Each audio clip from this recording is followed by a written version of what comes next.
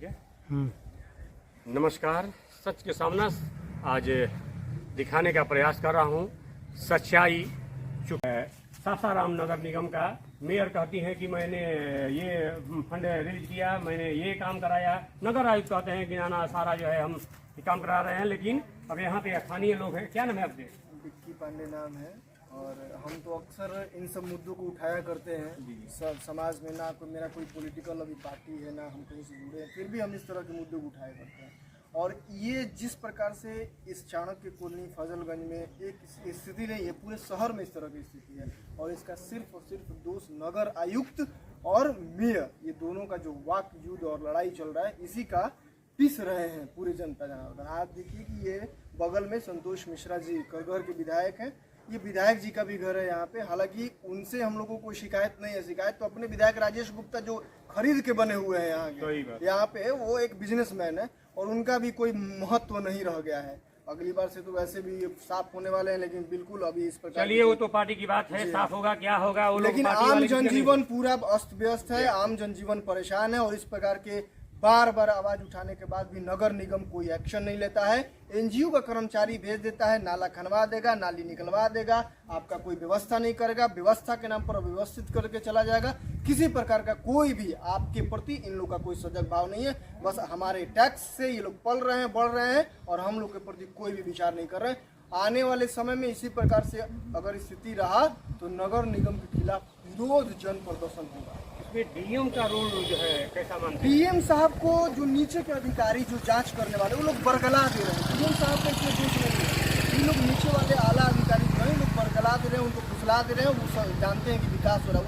वो बच्चे नहीं है, नहीं है तो वो फ्रंट पे नहीं आने दे रहा है। उनको सब कुछ बात को दबा दिया जा रहा है। अब देखिए संयोग से साहब चाहेंगे तो वो भी विकास हो जाए। संयोग से हमारे अधिवक्ता है और ये कह सकते हैं भारतीय मानवाधिकार के जो है मैंने पुरोधा और जन जन के आवाज़ उठाने वाले भानु प्रताप जी, बड़ा संयोग से आपका इधर से आना इधर से आ रहा था। अभी आते आते देखा कि इस नगर के इस मोहल्ले में चाणक्य कॉलोनी में ये स्थिति बनी हुई है।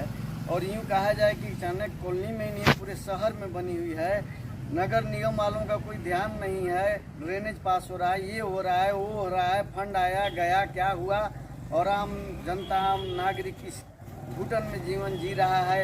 यूँ कहा जा सकता है कि सासाराम नगर निगम नहीं रह गया, नरक निगम अब इसको बोलने में कोई विचक्षणता नहीं है। शहर के हर मोहल्ला, हर नगर के हर क्षेत्र में इस तरह की जो देख रहे हैं सामने स्थिति बनी हुई है। यहाँ तक कि न्यायिक पदाधिकारी के कॉलोनियों में भी थोड़ी सी बारिश हो जा रही है तो वहाँ पानी लग जा रहा है। वो लोग चलने में, हमारी बेटी बहन जो है वो चलने में सोचती है, जो छात्र छात्राएं कोचिंग जा रहे हैं, पढ़ने जा रहे हैं, गिरते भरते पानी से निकलते, लगता है कि मानो यह शहर नहीं गांव है। कोई गांव में भी इससे अच्छी स्थिति हो गई है। मानव के हित में आज के नगर निगम कोई कार्य नहीं कर रहा है। यह सीजन यह जो चल रहा है मच्छरों का है। आप न कहीं शहर में नगर में देख रहे हैं किसी मोहल्ले में नहीं आपको धुआं मिल रहा है, न मच्छर मारने वाली कोई दवा का छिड़काव किया जा रहा है।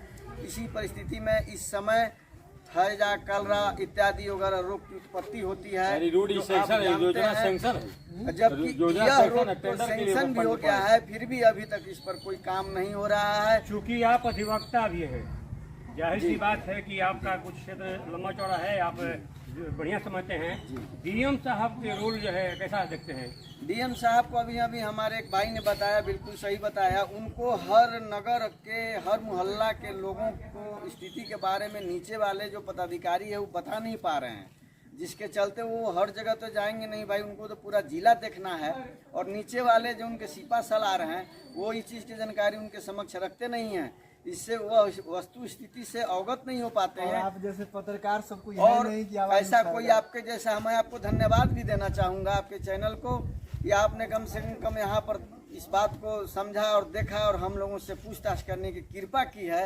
अन्यथा मीडिया वाले, अन्य मीडिया वाले भी तो इस बात को नहीं उठा पा रहे हैं। नेता का वही हाल है, जब चुनाव आ रहा है तो घर घर में घुसकर पैर पकड़ने लगते हैं, पैर छूते हैं और शो करते हैं कि सबसे बड़ा शुभचिंतक हम ही हैं। लेकिन इस स्थिति से हर नागरिक गुजर रहा है। ऐसा लगता है कोई हम लोगों का सुनने वाला शुभचिंतक भी नहीं है।